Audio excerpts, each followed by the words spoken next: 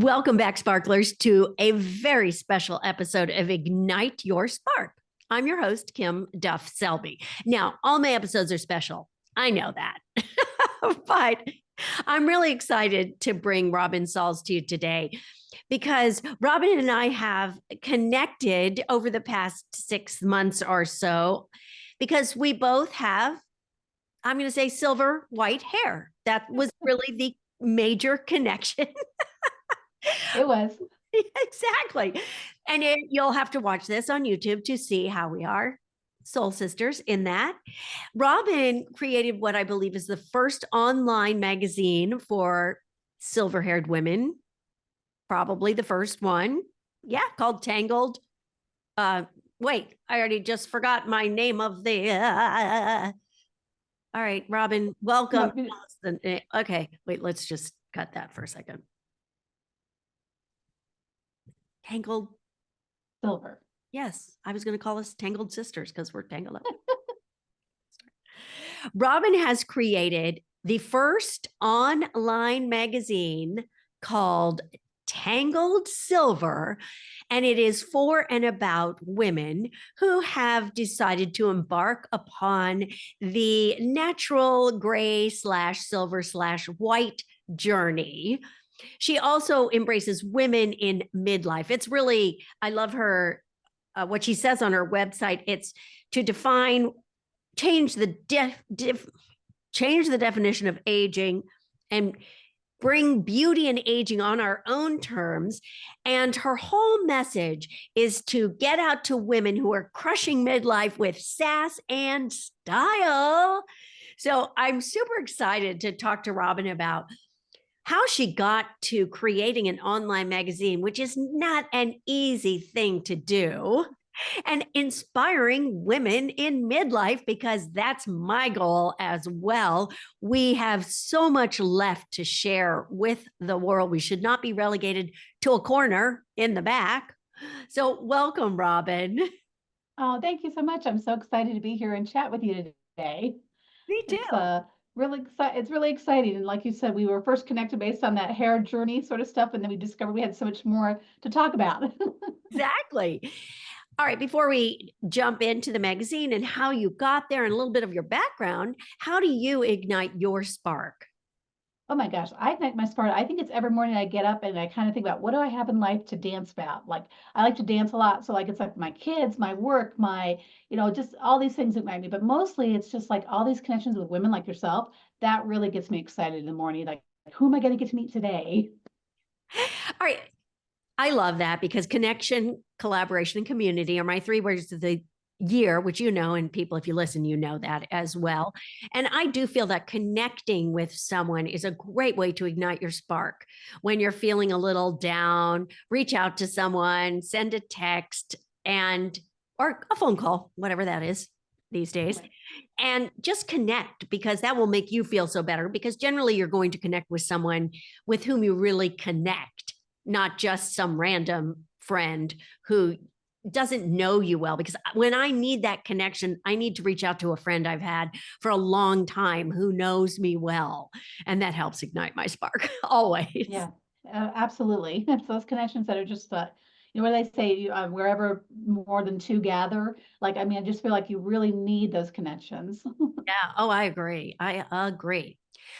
Well, your hair obviously hasn't always been silver, Robin. So, what did you do before you started creating this incredible online community? Oh my gosh. Well, I've been an entrepreneur at heart. I like to say it started with my babysitting jobs because I was the 12-year-old, 13-year-old that had to have the whole toy kit. In my purse, I had all sorts of activities for the kids. So like I feel like I was an entrepreneur at spirit because my parents were entrepreneurs. Prior to the magazine, I was just diddling in wine stuff. I love wine events. And so my actual magazine history kind of started with doing a wine group and doing a newsletter that was really boring in my mind. So I created an online and print magazine for that called Sip on Life. And I spotlighted women winemakers because I love celebrating women. I didn't think women winemakers got celebrated enough. So that's how my first divvying into magazine stuff took place. And then it just kind of kind of just change as we all change. We go on our journey and different things start happening. And here we are now, and it's now all about being silver and being in midlife and how do we celebrate women in that part. And that's kind of how I kind of came to this plate. Entrepreneur all rolled up into everything. And I think that's really important because a lot of people will stay in the same place and the same space and the same job for decades, even. And then there are those of us who are constantly morphing and changing along with, let's just say, the seasons of life. I know that I've done the same thing. And when I embraced white hair, things changed, things flipped. So I'm sure it was the same way with you. How long ago did you decide to go beautifully silver? Thank you. So I started my journey at the end of 2018 after about 2 years of saying I was going to do it, looking around, trying to find other women and trying to find visuals that made me feel like I was going to rock it versus some of the outdated stuff that was really out there. So 2018 is when I finally took the plunge. I said to my daughter, hey, you've got a wedding coming in 9 months. I'm thinking about going silver, but I can wait till after the wedding. And my daughter was like, Mom, why? Girls my age are paying for it. Just do it. And so I just kind of like, okay, I got her permission. Like before the wedding pictures, I was like, okay, boom. I jumped in. Although it took a lot longer to get there than the 9 months. For some reason, I thought, oh, you got to color every 6 weeks, right? Or every 4 to 6 weeks, depending on what you're doing. And it seems like your hair grows so fast. And then I discovered for myself that the minute I stopped coloring, my hair was like, ha ha ha, now it's time to play. And it took me a good solid 2.5 to 3 years before I could say I felt like I was really there. Oh, wow. Did you always have long hair? You have to look at this on YouTube, people, because Robin has this gorgeous, very long silver hair. Was it always long? I can imagine that would have taken longer to get the Well, way to the ends. yes and no. I mean, when I started, I was a little bit right about like right past my shoulders. I've always worn my hair longer. This is the first time in my entire life it's actually as long as it is right now. I kind of went into this going, I want to see how long I can get it being natural and being healthier, and let's see what happens. And so, yes, this is the longest it's ever been before and the healthiest it's been in a long time. So, Oh, it's gorgeous. It's thank you. gorgeous. I love it. My journey was a little different. I think I told you, I just in COVID decided I was doing it myself and it was very light blonde and was almost looking the same as the color I was putting on it. So it seemed like one day I was light blonde, the next day I was white. I don't know. It just sort of happened. It didn't take me very long at all because it's much shorter than yours, of course. But I'm so Yes. happy that you have decided to celebrate women because that's my goal, celebrate women in midlife. I'm going to say midlife and beyond because as I'm in my late 60s, midlife, I don't know that that's really the middle of life. I know that there's possibilities some people live to 120 or we should if we are eating and living properly, but that's, far cry. But we should not be relegated to the corner. We should not be shunned just because we are of a certain age. In fact, I know that we have so much more wisdom to share. And I know that there are also people out there who have chosen not to let their hair go a natural color. And that's totally fine too. You have a message for them as well. I mean, you celebrate all of us in midlife. Yeah, exactly. I always tell everybody it's not a matter of like I don't I guess sometimes well, so do you not like anything? Are you anti-color? I'm not anti-color. I'm just anybody anti telling me I have to color to be relevant, right? So it's not anti-color, it's just anti being told I have to be relevant. And so I think that we have to define beauty on our own terms. And literally, like if you love the way it looks when you're coloring it and you're excited about that and that's your definition of beauty, then you should be definitely doing that. For me, my definition of beauty was I wanted to let it go and see what happens. And in the back of my mind, it was like, well, if I don't like it, I'll just color it. But then I got here and I was like, oh my gosh, this is what I want. So yes, I think in midlife we have to take back the power, take back the reins of defining what we decide is what aging looks like and what beauty looks like, regardless of our age, right? I mean, I think it's so silly. Like I think back to when I was a kid and I was never afraid of my grandmother or going to the nursing home with her on a weekly basis. I mean, we would go pick up Three Musketeer bars to take to my great grandmother in the nursing home, and I loved that. And then I went into high school and I volunteered in nursing homes. I was never afraid of aging, but yet somewhere in my 30s, a ex step parent made a comment about my hair, and if I didn't cover it, I was gonna look older than my mother, and that threw me into like this, like, oh my gosh. And of course, then for me, growing up in the 80s, it was all, color that gray right out of your hair, the commercials, and kind of spreading that message that it was supposed to be a bad thing. And that I didn't really realize like that was being spoon fed into my mind. And I was buying all into it. And then you get to this point where you're like, you're later in life and you're like, you start questioning all those things that you're told it's supposed to look like. Well, this is what 40 looks like. This is what 30 looks like. This is what 50 looks like. 60 looks like. So like, and all of a sudden you're like, well, wait a minute, not really. And for me, when I was hitting 50 and thinking about going gray, I was looking around going, well, I don't feel like I look like this little old lady who's turning 50 or this older woman turning 50. Like, so what does it look like? And I couldn't find really the images I really wanted. And so that's kind of why I created the magazine. I was like, okay, well, there's got to be other people like me going, I want to do this, but I want to have some visuals to help me think about what it's going to look like or how to have a goal for what I want it to be. And so that's, I dived in. I dived into all the social channels. I dived into Instagram looking for silver long haired women because I knew I wanted my hair to be long and silver. And there weren't a whole lot. Like now you go there and there's thousands of us out there. Yeah. Back in 2018, it was much more limited, but it was fun to see and go, okay, so why aren't we celebrating this and celebrating aging and beauty for what our own definitions are instead of what everybody else is telling us or media is telling us? And I should be careful with that because of course I'm technically media because of the magazine, but I'm like, I want us to define it on our own. Yes, you are. You're changing that. We have those self-limiting beliefs that were fed to us. You're right. A Clairol girl, I'm older than you. So, I had that Clairol girl, got to be blonde and beautiful. And Yeah. in order to be that, you had to buy Clairol because you wouldn't be blonde and beautiful if you didn't. I mean, ridiculous. And we have these paradigms that we were raised with and that the media spoon fed us with, not the new media, because, our Martha Stewart being in Sports Illustrated at the age of Yep. 80. I That's love that. awesome. Now, that is the exception rather than the rule. Yes, it is happening more and more. And I do want to be honest with you and everyone. There are times I wish I still colored my hair because I know I would look younger. I know that because people tell me you look younger when your hair was blonde. I'm like, well, that's the way it is. And yet it's okay. I have embraced the whiteness. And unless I were hired to do a commercial or something that said I had to dye my hair, I won't be dyeing my hair unless it's pink, because I've thought about putting some pink in it every once in a while.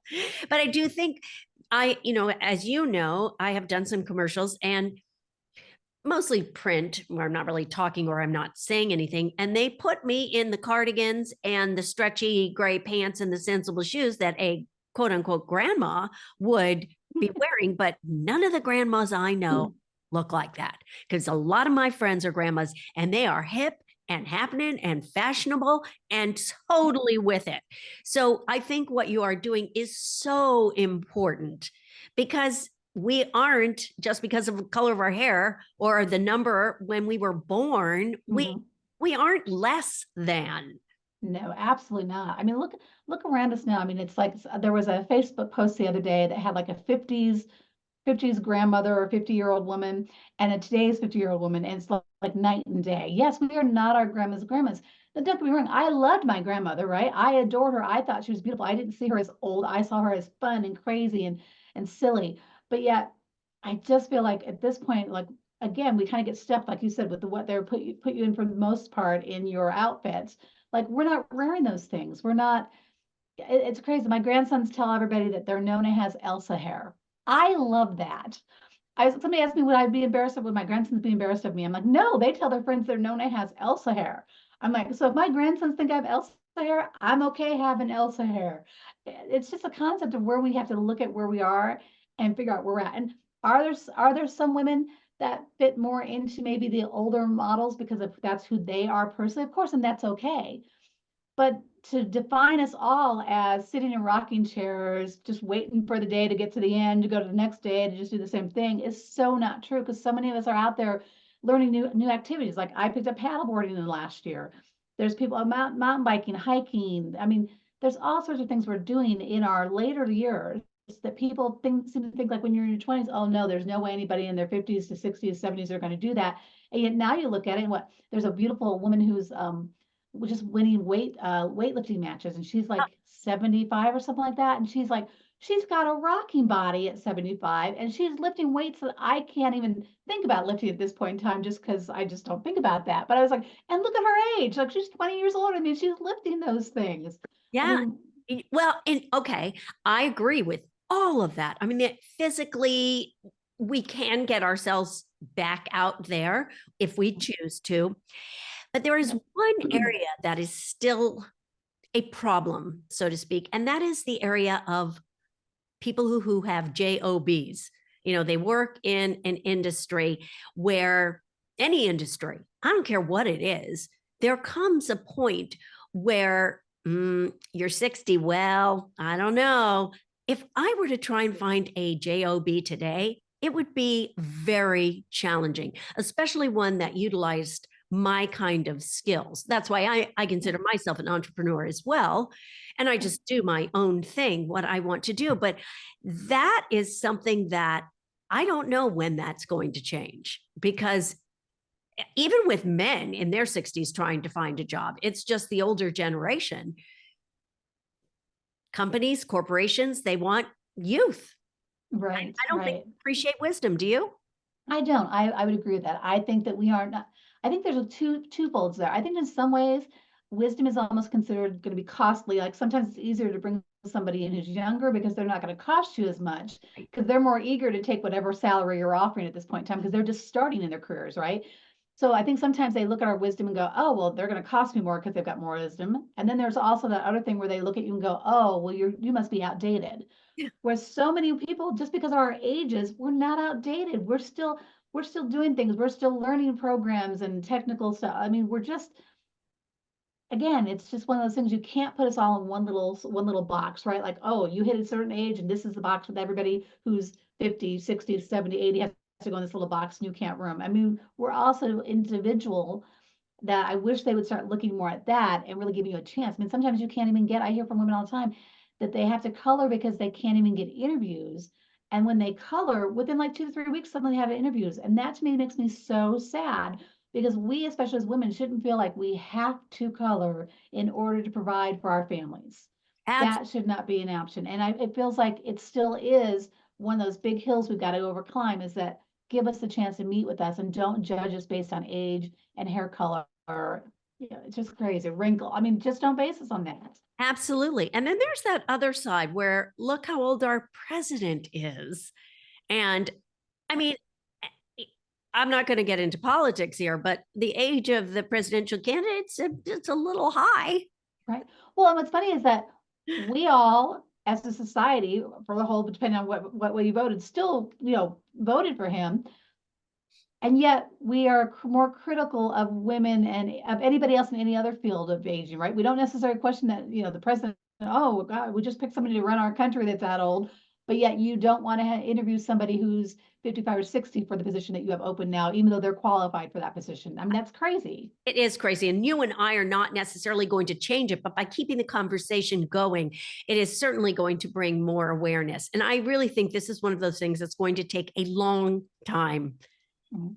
to change. Well, it's like even going silver, now after COVID. I mean, COVID was great because it made so many people have to let some of their silvers come out and play, right? Because salons were closed, everything was shut down.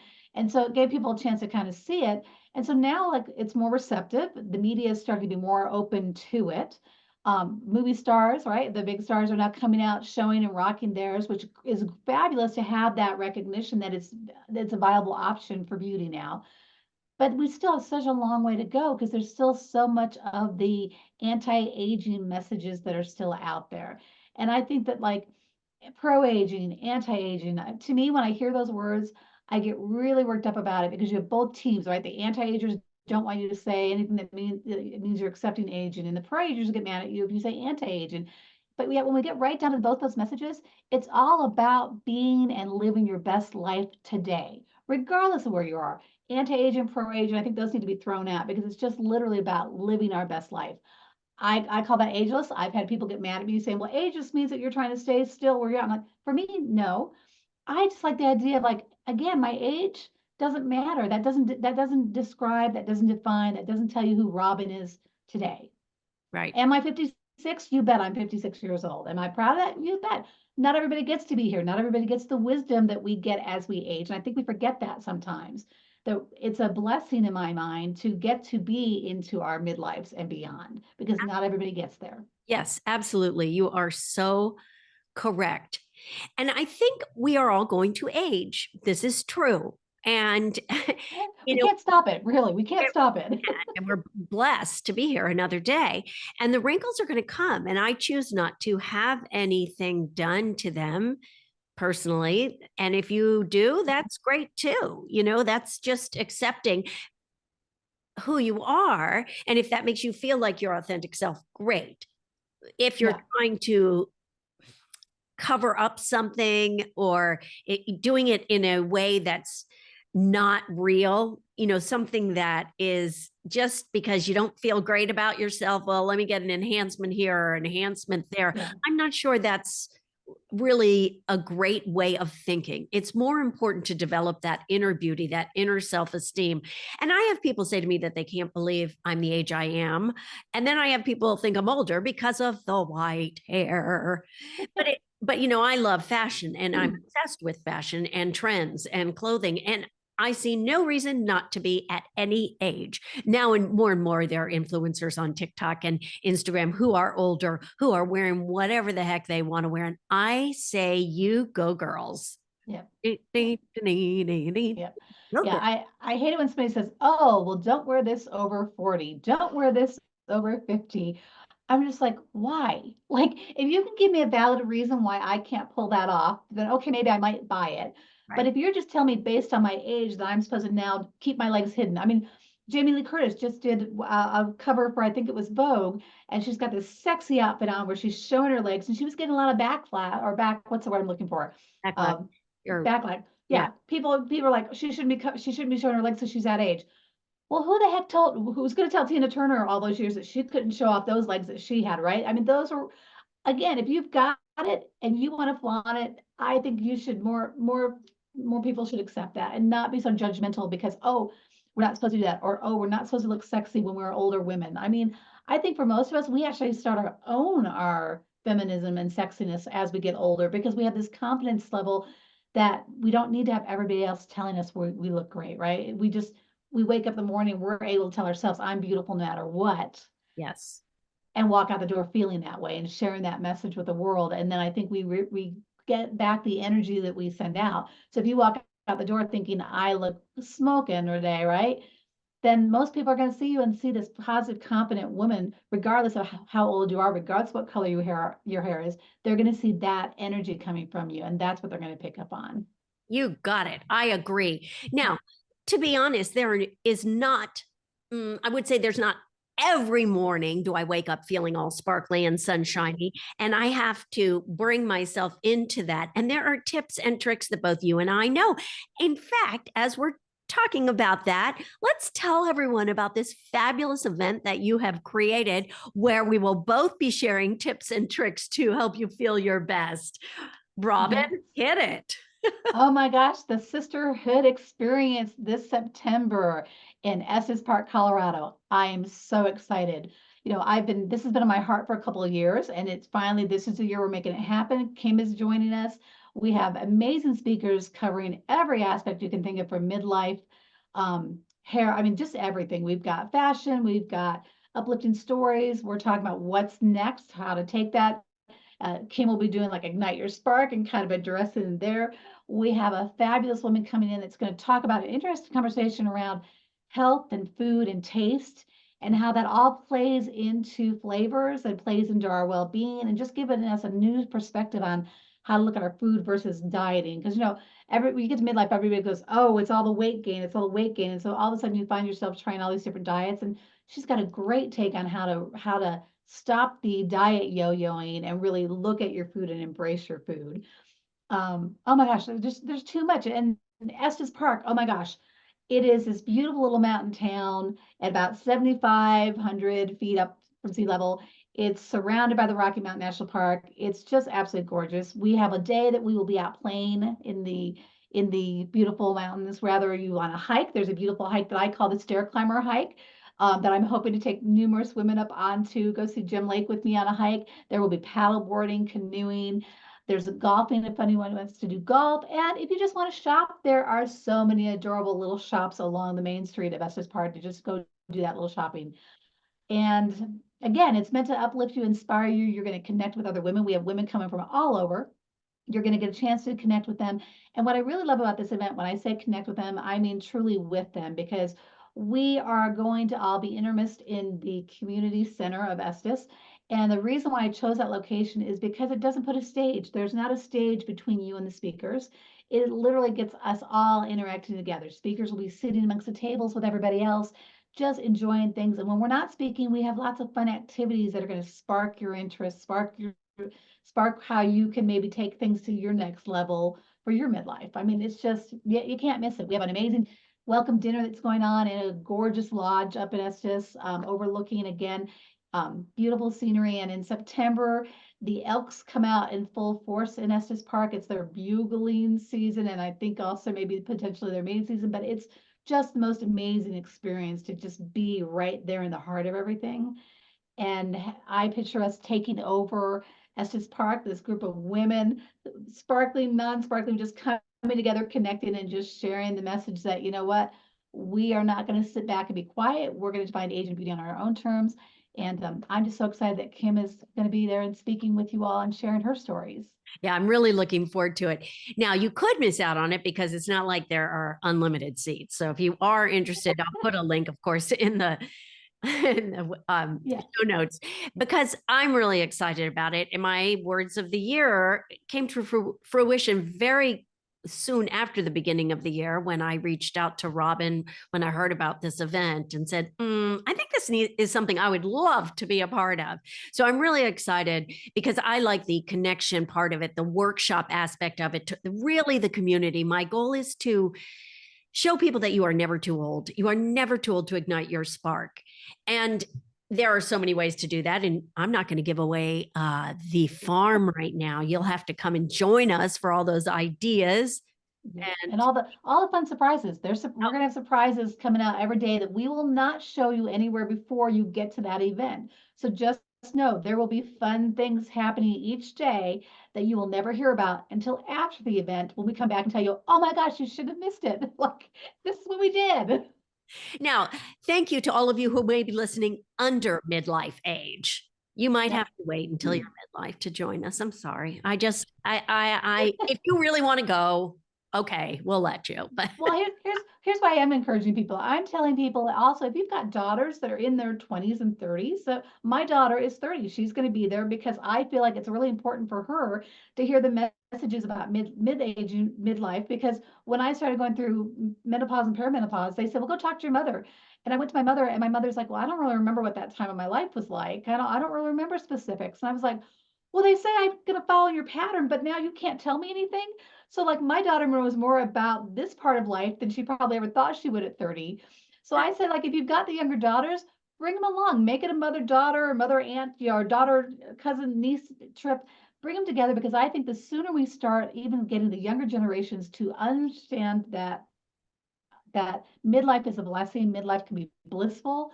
When you start seeing that, maybe the younger generations will also start approaching midlife a lot more celebratory than what we were, because we were always brought up thinking that midlife was the end, and it's not the end. So yes, so will it be midlife women? Yes, but if you are younger and you want to join us, you can come play with us too. that's right. Silver hair, not a requirement, Not a requirement. just an ability to laugh and smile and connect. I think that is really the only thing you need to bring with you, an open Yeah. mind, open heart. Well, Robin, Yes. thank you. I know that was a shameless plug, yes, because I'm involved in it and I want people to come, and I want to really bring out the best in every woman. I really do. And I think no more should we be relegated to sitting and knitting in midlife and beyond. Exactly, exactly. And hey, if you knit, because I am a knitter, I love to knit as well. So nobody's saying that that's not good, right? But like again, those stereotypes that people want to put us in, we just want to break them, don't we? I mean, you and I, we're out there to break those stereotypes that people are still associating with getting older. Absolutely. Absolutely. And why don't you tell us the name of the website where people can get in touch with you? Yeah, you bet. It's tangledsilvermagazine.com. Perfect. And that's probably, I'll put that link, and I'll put a link to your Instagram as well. And you can always follow Robin that way. And I'm also going to put a direct link to the event with Yes. a little special code. If you want to go for a discount, I'll put my code down there so you can use that. Yes, come join us, everybody. Come join us. It'll be a lot of fun, and I think a lot of really unique and lifelong bonds are going to form at this 3-day event. Absolutely. Whenever women gather, sparks fly, bonds are created, and we just will laugh and have a wonderful time. So I'm looking forward to it. Thank you. And thank you, Robin, for being on the podcast today Thank as you. well. I am so grateful that you created this magazine, and I am grateful that we connected. And I'm grateful to all of my listeners. I hope you had a little spark that was ignited within you today. And if you are at all interested in joining us, I hope you will come to Estes Park, Colorado in September. I'm looking so forward to it and to meeting Robin in person and to working with her and to being in community with all of you. So thank you for tuning in once again to Ignite Your Spark. Share with all your friends so we can get more sparks ignited. And thank you for shining your light. I'll see you next time.